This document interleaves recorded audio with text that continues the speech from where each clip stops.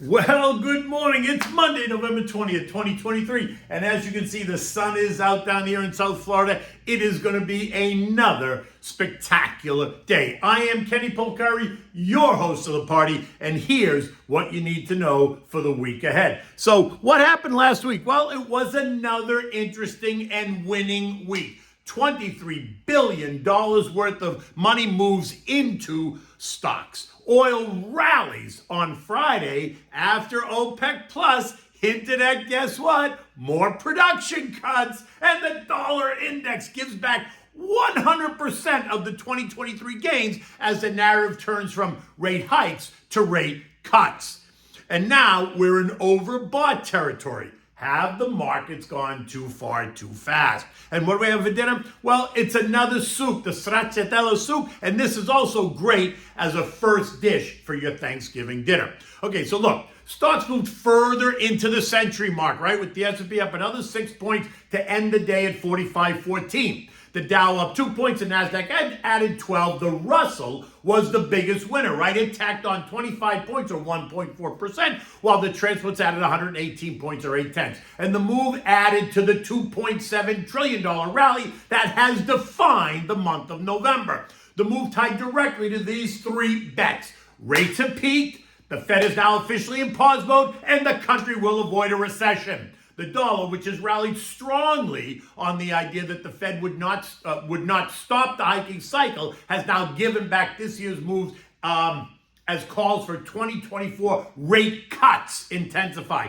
The dollar fell 0.5% to end the day at 103.81, just 29 cents above where it closed on December 30th, right? The final trading day of last year. Oil, which has been under pressure after the October surge, has now been broken down through all three trend lines, going into a free fall mode as oil analysts suggest that the U.S. and global economy were about to enter the danger zone, that global demand was waning, a story that made no sense. And why? Because the U.S. was producing oil at record levels. China and India are importing at record levels. OPEC Plus and the EIA raised their growth estimates for this year and next year, which doesn't suggest waning demand to me. In fact, it's quite the opposite.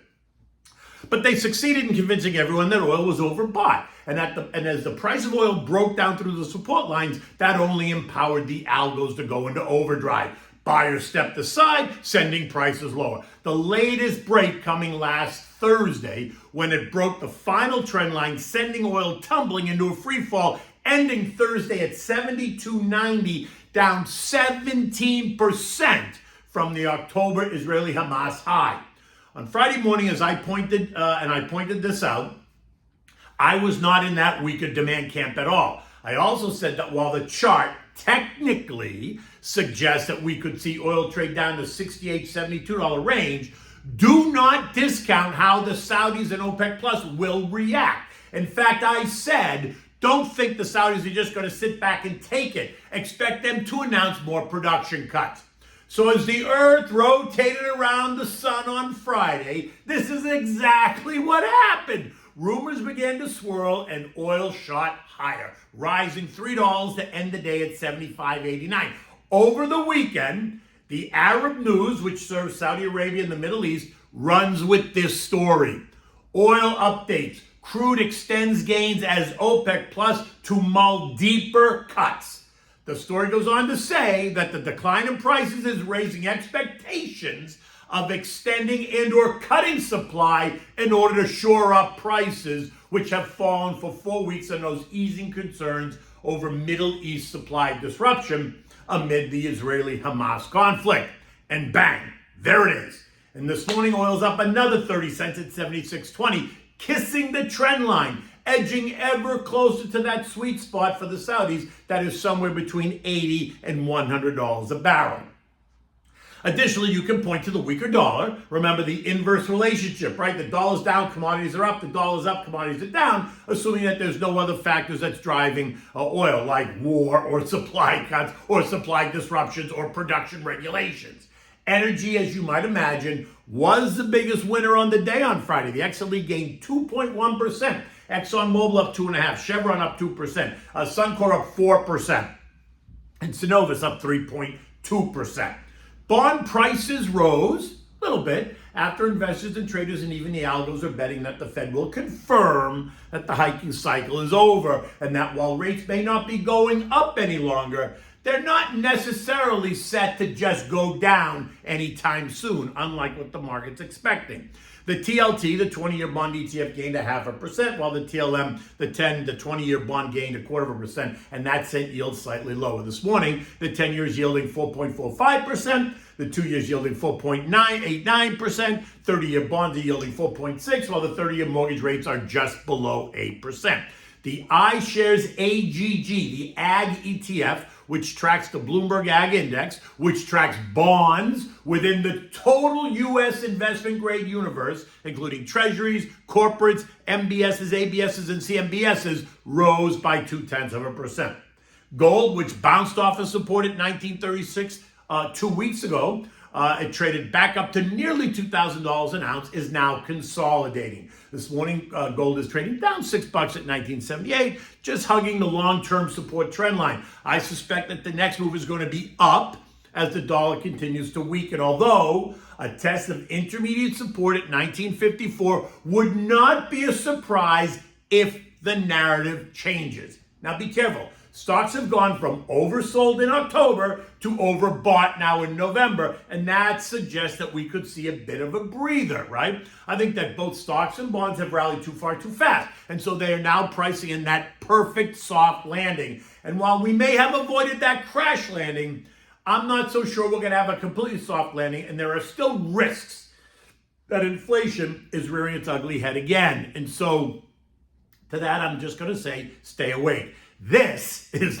not the time to go to sleep. Last week was the second biggest week of inflows into global stock funds, with investors adding $23.5 billion to the group. Funny thing is, though, that so much of that money came from the same people that ran for the exit doors in October, fearing that the bottom was falling out and that the Fed was going to push rates higher still, which only further supports my argument that as a long-term investor, you need to create the plan, stick to the plan, eliminate the noise, and stay the course. In fact, investors that had a plan and stuck to that plan and were buyers during that October downdraft will surely find themselves in a better position today as a result. Just saying.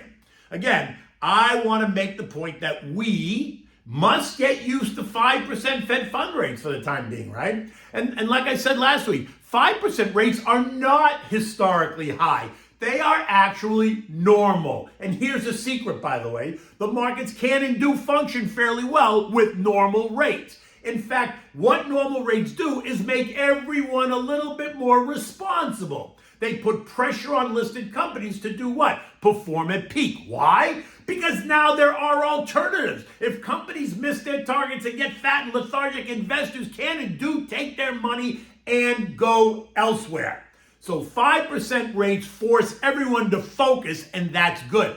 In fact, 8% would make them focus even more, right? Now, there was more mixed Fed commentary last week. Vice Chair of Supervision Mikey Barr said that the Fed is likely to be at or near the end of the Fed tightening cycle, while San Francisco's Mary Daly said policymakers aren't certain inflation is on their 2% target yet. Now that's if you even take Mary at her word. Recall, the 2023 banking crisis started under her watch in San Francisco. She was completely oblivious to the disaster just brewing on her doorstep. So you decide which Fed officials you think have their fingers on the pulse. She is not someone I pay a lot of attention to, but I need to just put it out there. In any event, while I now agree that the Fed most likely will not raise rates again, I am in the camp that investors who are betting on a rate cut in early 2024 are barking up the wrong tree. It's not happening, right? Some people think it's going to happen as soon as March. That is not happening.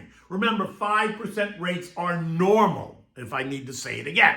This morning, U.S. futures are up. Dow up 40, the S&P's up 6, and Nasdaq up 31, the Russell's flat. It's a holiday shortened week. Markets are closed on Thursday and only opened half a day on Friday. And while this week is usually a win for stocks, we've seen a dramatic move higher in the past 2 weeks. So my gut says, maybe not so fast, which doesn't mean anything other than maybe not so fast. Maybe we'll end the week slightly higher.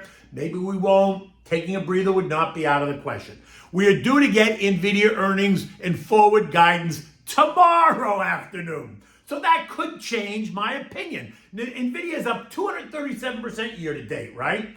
In a year that has been crazed with artificial intelligence. As you can imagine, they are expected to beat on all the lines, and they're expected to be bullish in their forward guidance commentary, right? The market's already expecting this, though. So now it just depends on how much they beat by and how bullish they are. And by the way, don't be surprised if we see the stock come under pressure after the report, even if they beat. The trader types will use it as a way to ring the cash register. The stock is up 20% off the September lows coming into this report. So cha-ching, cha-ching is very possible. Remember, though, that there is this cult mentality around Nvidia, much the same way there's this cult mentality around Tesla.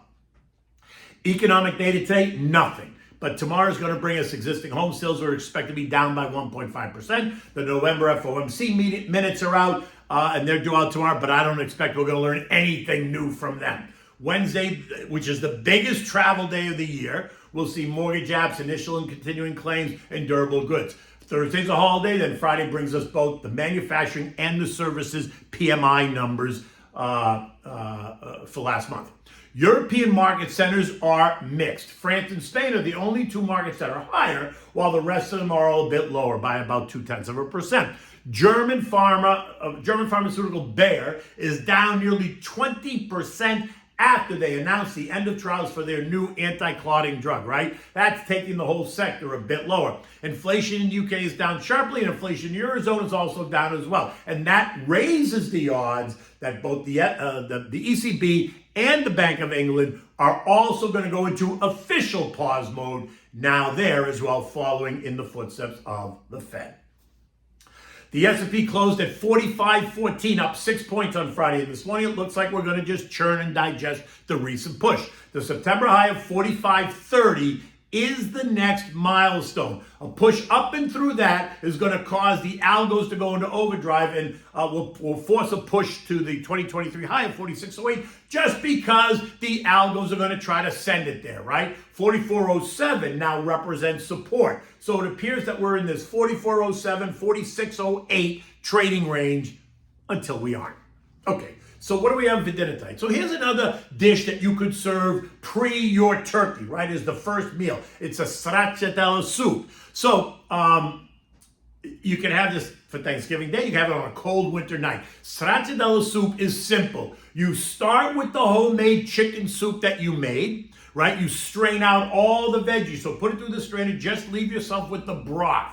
Now, if you don't have any homemade chicken soup, then just go out and buy a large can of collagen, low sodium chicken broth. It's quick if you want to do it that way if you don't have your own. Now, you need the broth, right? You need enough for, to feed 6 people. You need 2 eggs. You need fresh grated Parmigiana cheese. You need raw spinach. And you need some fresh basil leaves and maybe some rough chopped Italian parsley. It's optional. You can use it if you want. Don't use a lot, though. Now, you want to heat up the broth. While that's happening, you want to crack the 2 eggs in a bowl and whisk them. Now you're going to add a handful of the grated Parmigiana cheese right to the eggs, right? You're going to add the basil, and you're going to add some parsley if you want right to that whole mixture. Turn the heat down to low. Wait for the broth to stop boiling. Now stir the broth with a fork, and at the same time, you're going to slowly add the egg and cheese mixture. You continue stirring until you form strands of eggs, right? No more than a couple of minutes. That's all it's going to take. Now toss in a couple of handfuls of the fresh spinach. Taste it, check for seasoning, adjust if necessary, and then serve it immediately, always offering more cheese on the table for your guests just in case they want more. And you know me, more is always better. I just love fresh grated Parmigiana cheese on nearly everything. It is so good. In any event, look, it's Monday. It's a holiday shortened week. We're getting very excited. The weather's beautiful here in South Florida. We're through hurricane season now, so the weather is gorgeous. In any event, until tomorrow, take good care.